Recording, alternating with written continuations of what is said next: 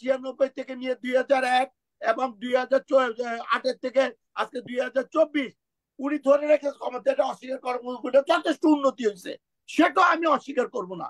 কিন্তু দেশের মানুষের কি মৌলিক যে সুশাসন, গণতান্ত্রিক শাসন, গণতান্ত্রিক পদ্ধতি সেটা কি পেয়েছে ভাই? প্রধানমন্ত্রীকে উৎখাত করলে আর প্রধানমন্ত্রী হবার মতো যোগ্য কেউ আছে কিনা সেই প্রশ্ন করেছেন এটা এটা সে জায়গাতে একটু প্রধানমন্ত্রী যদি বলছে। আসেন। জিএম কাদের যদি প্রধানমন্ত্রী হয়, অবভিয়াসলি দেশ চালাইতে পারবো। কেন আমরা 9 বছর দেশ চালাই নাই? ওই যে মিল্লাত ভাই বললো আপনারা 96 প্রেক্ষাপট দেখেন। গতকাল তো মিল্লাত ভাই একটা টকশোতে আমি দেখছি, দেশে কোনো বিরোধী দল নেই। মিল্লাত ভাই আপনি যে কথাটা বলেন, আপনারা কি দল আমি করতে বিরোধী দল দিচ্ছে? নেই, আমি কিন্তু আমি না এটা না শেষ না করি। না, আগে আমি কথা বলি। কোনোদিনও বলি নাই। আপনারা বলেন চোরেরা কর চুরি কর, গৃহস্থরে কর সাজাগ থাক। আপনি আমাকে 26টা দিয়ে 11টা দিয়ে ধরাই দিলেন।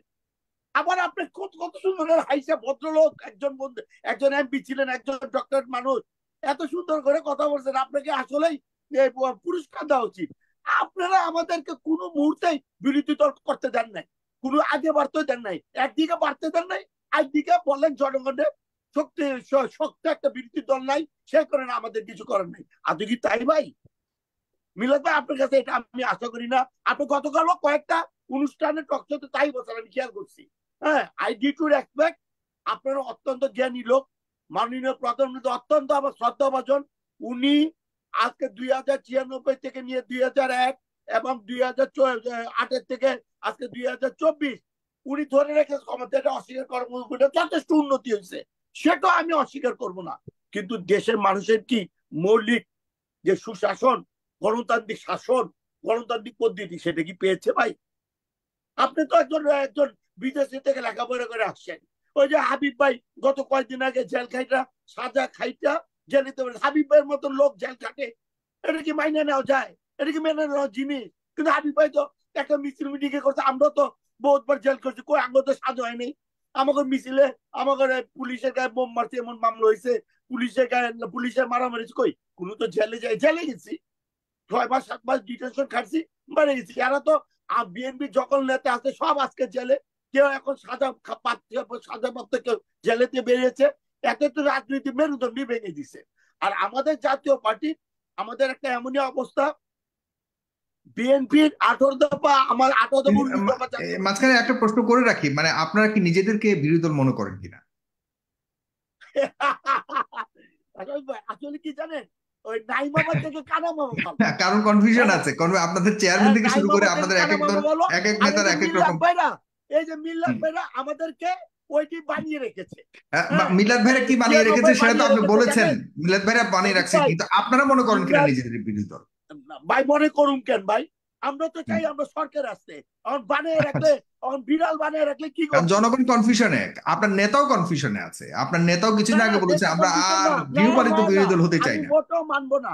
নেতা কনফিউশনে নাই দেখেই আমি এখন, আমি এখন নিজে, আমি গোলাম মোহাম্মদ কাদের জাতীয় পার্টির চেয়ারম্যান, তার প্রতি আমি অত্যন্ত শ্রদ্ধাশীল। উনি প্রকাশ্যে দীপ আলোকের মতন একটা পরিচ্ছন্ন ভাবে উনি কথা বলছে যে দেশের রাজনীতির প্রেক্ষাপট ছিল এবং এই হুম। প্রেক্ষাপটের কারণে আমরা নির্বাচনে গিয়েছি।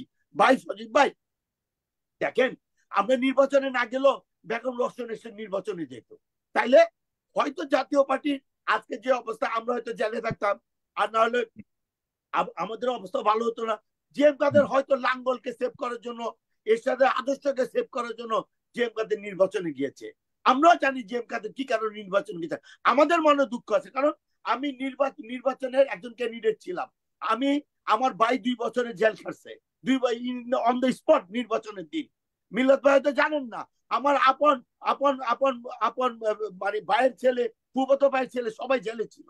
9:30টার সময় ইলেকশন বন্ধ হয়ে যায়। তারপরে বলবো যে আমরা নির্বাচন করতে চেয়েছি, আওয়ামী লীগের যেই রন্ধে রন্ধে যে অ্যাডমিনিস্ট্রেশন যে শক্তিশালী, আপনি হুম। পুলিশ বলেন, আপনি মোবাইল কোর্ট বলেন, আপনি পুলিং জি এজেন্ট বলেন, সবাই আওয়ামী লীগের লোক ছিল, সেই কারণে আমরা নির্বাচন যেতে পারি জি, নাই। আমরা আমরা আপনারা নির্বাচনের এভাবে বিষয়টাতে বললেন আসছি না দ্বিতীয় যে, টানে, আরো ভাই আরো আরো এভাবে বিস্তারিত বলবো, কিন্তু বললেন আপনার না কাছে যদি আমি যে মূল প্রশ্নে আমরা, আবার আসি, প্রধানমন্ত্রীকে উৎখাত করলে আর প্রধানমন্ত্রী হবার মতো যোগ্য কেউ আছে কিনা সেই প্রশ্ন করেছেন এটা এটা সে জায়গাতে একটু প্রধানমন্ত্রী যদি বলছে, আসেন। এটা তার ভিউ। বাট আমি বলবো আজকে সজীব ওয়াজেদ জয় বা সাইমা ওয়াজেদ পুতুল বা ওই যে ববি সিদ্দিকী যারা আছে বা শেখ রেহানা, আমি ওদেরকে শ্রদ্ধার সাথে বলবো, উনারা তো সেরকম ভাবে কোনো ম্যাজিক কিন্তু রাজনীতিতে দেখাইতে পারে না এখন পর্যন্ত। হ্যাঁ, শেখ হাসিনা মাননীয় প্রধানমন্ত্রী উনি এই কারণে রয়ে গেছে। এখন মানুষ তো মানে মরণশীল, একদিন না একদিন মানুষ চলে যাবে। আমি মাননীয় প্রধানমন্ত্রী দীর্ঘজীবী হোক, দীর্ঘজীবন থাকুক এটা চাই, কিন্তু উনি যেটা বলছে এটা উনার ওন কনফিডেন্স। বাট আমি বলবো আমাদের জিএম কাদের যদি প্রধানমন্ত্রী হয়, ওবিয়াসলি দেশ চালাইতে পারবো। কেন আমরা 9 বছর দেশ চালাই নাই? ওই যে মিল্লাত ভাই বললো, আপনারা 96 প্রেক্ষাপট দেখেন, 2008-এর প্রেক্ষাপট দেখেন, 2014-এর প্রেক্ষাপট দেখেন। আমরা কি 83 থেকে 90 পর্যন্ত এই দেশকে নতুন বাংলাদেশ গড়ার জন্য আমরা কি পারি না এই দেশকে একটা সমৃদ্ধ একটা উন্নয়নশীল দেশ করতে? আমরা পেরেছি, কিন্তু আমাদেরকে হয়তো কোনো প্রেক্ষাপটে আমাদের মোহাম্মদ এরশাদ 3 জোটের রূপরেখার মাধ্যমে ক্ষমতা হস্তান্তর করছে। হয়তো বিরোধী দল যারা আজকে বিএনপি আছে, আমরা যারা সংসদে বিরোধী দল আছি, আমরা তো সঠিকভাবে আমরা এখনো পারি নাই। যেটা আমার শ্রদ্ধাভাজন নেতা মাননীয় চেয়ারম্যান গোলাম মোহাম্মদ কাদের বলছে, 3টি দেশের বৃহত্তর স্বার্থে তাদের তাদের কারণে এই আওয়ামী লীগ বিএনপি যদি 1 কোটি লোক নিয়ে মাঠে নামতো, তাহলেও আওয়ামী লীগ ক্ষমতা ছাড়তো না বা আওয়ামী লীগ নির্বাচনে জয়ী হয়ে আসতো। এই যে কথাটা বলছে, এই কথাটা তো অনুধাবন করার বিষয়। আজকে থিঙ্ক করেন, জোর করে ক্ষমতায় রাখবেন, জোর করে ক্ষমতায় যাবেন। উপজেলা নির্বাচনে কোনো ক্যান্ডিডেট নাই, বিএনপির কোনো ক্যান্ডিডেট নাই, বিএনপির কোনো দল নাই। দীর্ঘ 2014 থেকে 2018, 2024-এর কোন নির্বাচনে কোনো দল নাই, খালি জাতীয় পার্টি ছাড়া। আর জাতীয় পার্টির মধ্যে এত বান্ডেল করে ফেলাইছে জাতীয় পার্টিকে আওয়ামী লীগ, যেন আমরা নো ওয়ে আউট, আমাদের কোনো অবস্থান নাই।